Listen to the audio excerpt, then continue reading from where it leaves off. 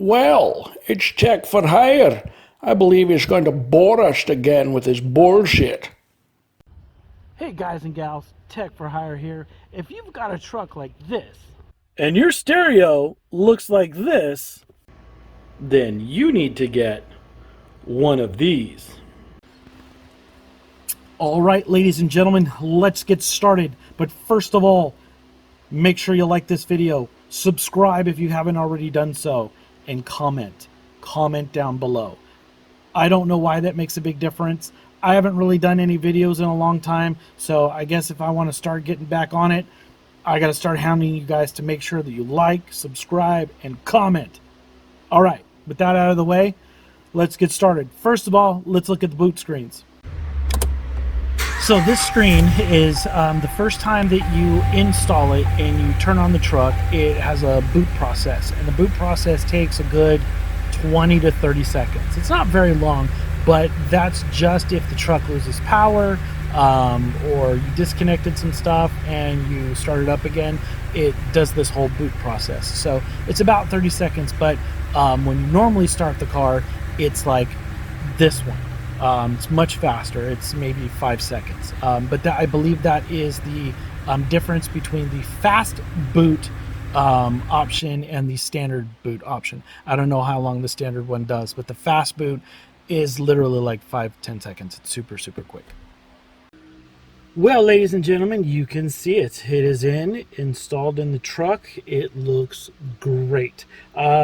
I didn't want to do a install video just because there's so many of them out there. It's fairly easy. You basically take your stock unit off, which is a matter of at the very top where it says RAM, it has that little tray. You just pull that little tray off. There's 2 screws, and then you just pull everything out and unplug. So it's fairly simple.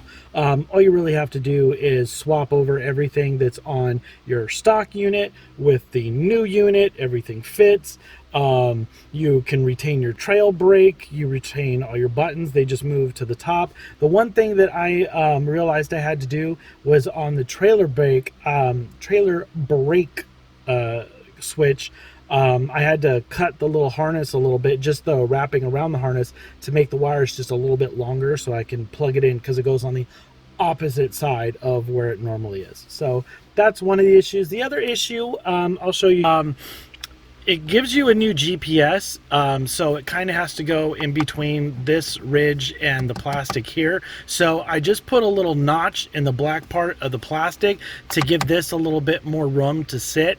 Other people will probably want to, attach it up here or something like that, but honestly, I didn't want to run underneath the dash or tear the dash apart. So I just did a little notch, which you can't see, and just put that on top. More than likely, I'll put some 3M adhesive on this, just so it doesn't rattle when you're driving. But as you can see, you have all of these little switches here. Have no idea what that switch is for. Maybe it's for an air horn or air brakes. This switch is utilized. I have the sport model, so this switch is utilized, this one, and then none of these work. Other thing, when you order this kit, it will basically tell you if you want to have Android or your iPhone plugged into it, you need this guy. This was like 50 bucks. Don't buy it. It's a piece of garbage. You have to use the software called Easy Connect, I believe. And I downloaded it, tried to get it to work, and it did not work at all. You can click into it or connect to it natively. It has a USB dongle that's on the back of it. You just run that through your car. Just plug whatever device you want into it. I only run Android, so I don't know if an iPhone works to it. I would assume so. The kicker here, though, is you actually have to go into the settings and install Android Auto, and you have to uninstall the Easy Connect, because by default it automatically wants to go to the other one. And that was a pain in the ass that it was driving me crazy. So let me switch around and show you some of the features on this thing. And here you go. Here is the stereo. It actually looks pretty good. The DPI, I'm not sure what the DPI is on this, but it is very crystal clear. From what I understand, you can change your backgrounds to whatever you want. I know there are some people out there doing mods, and you can completely change this this whole display, which is kind of neat. But let's go over the display first of all. Okay, up at the top, you have here, it's focusing on my hand. This is where you basically power the screen off if you want to. Here you basically put it in sleep mode, and this is your brightness. You tap on this. If I can get it, there you go. There is the dimmest, second, third. And the only reason why it's not being responsive is because I'm trying to do it as I'm looking through the video, so that way I see what you guys see.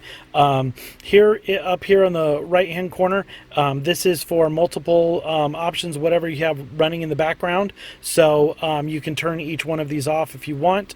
You just slide it just like a normal everyday Android device, right? This Z-Link, this is when you attach your phone. It is the car's way of registering that you've connected a device, and it will figure out what it wants to do with it. But this is specifically for the phone. Go to the main screen, you hit this little up arrow, and it goes back to the main screen. Here, this is your menu bar. You can slide this across. There's only 2 bars. So you have navigation, standard radio, music, console. Why did that open up? Sometimes this thing, it has audio controls built into this. So a voice recognition. So when you start talking, sometimes it will just automatically say, oh, you wanted navigation. So I'm going to go to navigation. I don't even know if I say radio, if it's going to go to radio. I have no idea. I have to go through all those. I haven't figured it out yet. But there's a split screen. Look, just went to radio. So that is crazy. So for you may want to turn some of these things off just so it doesn't annoy you, because it does kind of annoy me too. Like I had clicked on something and said, what is that? I clicked on something and said, I was texting somebody and said, hey, I'm glad I could help. And then it went to the help screen. So like right there, it just went to the help screen. So I have to figure out how to get some of that stuff out of here. It's kind of a pain in the butt. But let's turn the volume. Here is your volume button. This is the only place where it is. Obviously, there's no other buttons around it to do it. Let me change to a different stereo. Let's go 93.1. But anyways, so another little feature here is when you want to mute it, you can't actually mute it here. The only place you can mute is on this one. You click on that and then it mutes it. Now, as I mentioned before, this has audio controls. So you can say volume up and it goes back up. Volume down. And there you go. So I don't know if I like that feature too much. That might be something that I might actually take away, because it's kind of annoying. You just get used to it, because I kind of think it interferes with the Google help as opposed to the standard help that's on here. So you have console, you have a split screen. It basically told me that it's not supported, so I don't know what that means. But this is the console here. You have what's kind of cool, RPM gauge, miles per hour, shows a picture of the truck. Obviously, this is not my truck. That's a Laramie. The one that I'm in right now is a Sport. But I'm sure you can change this picture or do whatever. You have Bluetooth. Click on Bluetooth. You can make your calls through here. I have not set this phone up to be on Bluetooth, so you'd actually have to do that first, obviously. Video, I didn't click on Bluetooth because I don't want to do anything. I set the default video player for VLC, which I actually had to download. Yes, I want to access automatically scan device for new deleted media. Sure, why not? I'm done. So you have VLC media player. It would have been really embarrassing if I had inappropriate content somewhere on here. All right, so now you can go up here. Now, if you want to change any of the settings on here, you can click on settings, and this gives you your list. Oh, how dare you! Click on settings, and then we'll go to more settings. And then this is where you have the full screen of all the different settings, just like you would on a normal Android Auto device, right? So you can log in with your account. You could actually do Amazon shopping from here. You could do a bunch of different things. So it's actually kind of neat. You can do different connected devices, but this is where you would change all of your settings. Under apps, any app that you install, it's going to be here. And I don't know if it's going to do a bunch of different pages, but I installed the Sirius app, the VLC, as well as Android Auto. Those are the ones that I installed. These ones are the factory ones. One thing you will notice is the rear camera doesn't look very good. The resolution is poor at best. The only thing, I don't think it's the screen. The screen's actually a pretty high resolution screen, so I don't think the issue is that. Maybe it's the quality of the line. I don't know, because you know, on the previous camera it was a 3.5-inch screen, so maybe it was just a really low resolution, so when it gets blown up to this, it doesn't look good at all. However, at night it doesn't look too bad. It still retains the lines. When you turn the wheel, it moves and all that kind of stuff. That's not a problem. It's just in the daytime the rear doesn't look so good. You want to take a peek? All right, I'll show you. Hold on a second. All right, you guys ready? Reverse. On here, through the camera, this screen actually looks really good, like through this camera, but on my eyes looking at here, it's grainy, like the car is grainy, the video is kind of grainy, and has little lines that go through here, but it's not showing up on the camera. That is really funny. You have your phone link, your settings. You click on settings, and this gives you some of the basic stuff. Let me click on here. So you have, it did the split screen, but let's do skip. So you have default apps, custom apps, and this is actually kind of cool because you can go in here, like I changed the default video player. I downloaded VLC and put it on here, but if you click, you can select whichever one you want. And there's quite a few. So you click on the one that you want. You say, yes, I want to change it to this application, then you're good to go. So then when you go back, it shows as that is your default. You can customize your apps. You got your GPS monitor. This shows that this little guy up here is working. I wish they had an adapter. This truck came with GPS and satellite, so unfortunately you can't use it, which is kind of weird. The adapter's off. If they had a special adapter, you could plug right into it, and then you wouldn't have to have this goofy guy up here. I don't even know how well this works, but if you see here, it's got green lights. That means it's communicating. Date and time. This was kind of weird because when I went under date and time, I would change it, and then when you would shut the car off and turn it back on, the time would be incorrect here. So in order to fix that, you actually have to go to more settings. I went under, let's see, system languages, settings, time, blah, blah, blah, date and time. I had to change it because for some reason on here, it doesn't allow you to set, it says Pacific Daylight Time, but it doesn't allow you to select for daylight savings time. So even though I said it correctly, I had this little switch on here, automatic date and time, and it was 3 hours before. So I don't know, it wouldn't let me do anything about it. So I just undid that, set the time manually, and now it's good to go. You can go to apps. I really don't like how this is doing the split screen. Let's see. How do I, well, let me turn off navigation maybe. Okay, so I click that again, and then let me go to settings again.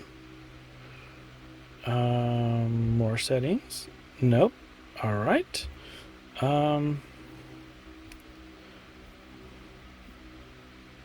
Clear all. Okay. So let's do settings. Wow. Okay. So this might be one of those things where you get annoyed too, because I can't technically click on this and get this to go away, which I should be able to do.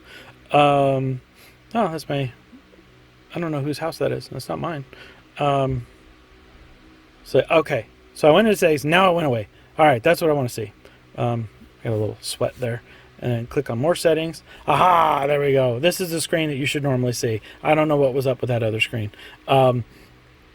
So now in here, you go network and internet. This is what you would click on. Set up your account, your wireless network. You see here I'm connected to my Wi-Fi, and then that way you can run any apps that you would normally want to add and get on here. Like if I go to apps, excuse me, this Z-Link. This is what is used by this device. Don't uninstall it. This is installed by this device, so that way when you hook up your phone to connect to Android Auto, it uses this application to connect. So it'll basically come up, say, hey, do you want to, like, let's go to, you click on car audio, right? See Z-Link, and now it's waiting for me to plug in my phone. So once I plug in my phone, it's going to automatically connect to Android Auto because I installed Android Auto and I set Android Auto as the default app. I'd have to go through each one of these. It's only been in here for a day. I had to take this thing out 3 times. And it's not fun.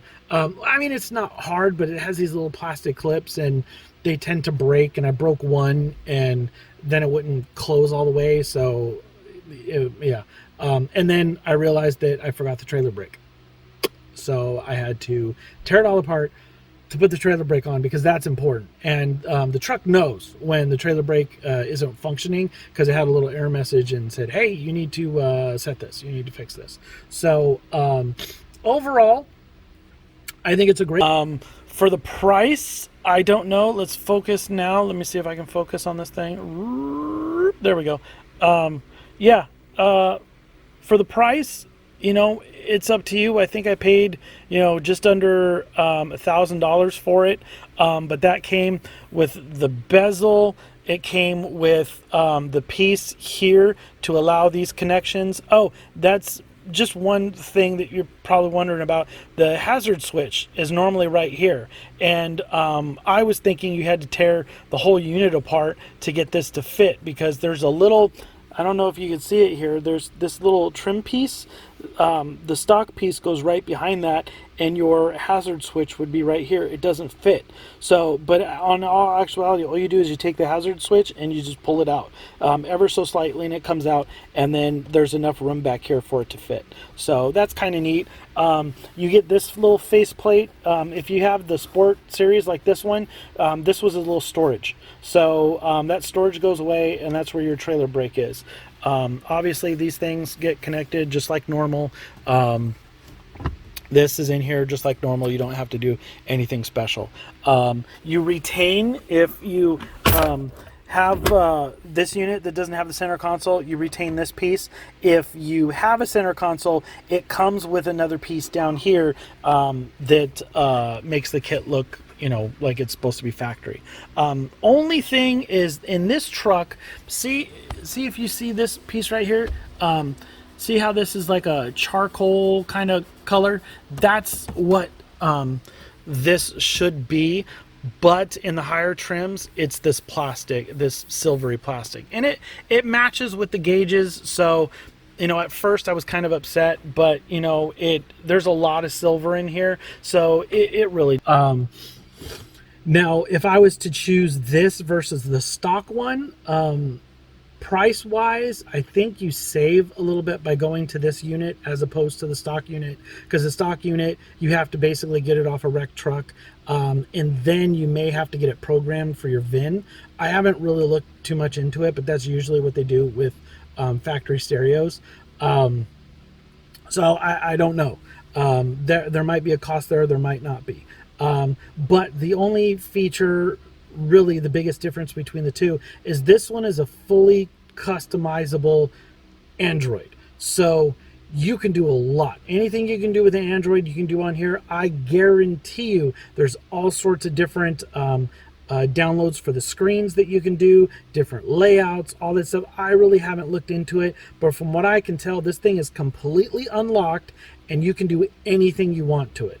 The downside to that is you can really F it up, but there is a factory reset on here, which is kind of cool. So if you ever really mess it up too bad, you can hit that reset and it'll all go back to default. So yeah, that's all I can really say about this unit. If you have any questions, you want to know anything about the unit, any comments, any suggestions, anything that I should look at, provide them in the comments down below. Don't forget to like this video. Help me out. I haven't done videos in a long time. I need to start doing them again. So you guys have a wonderful day. Have a great weekend, and I will see you in the next video.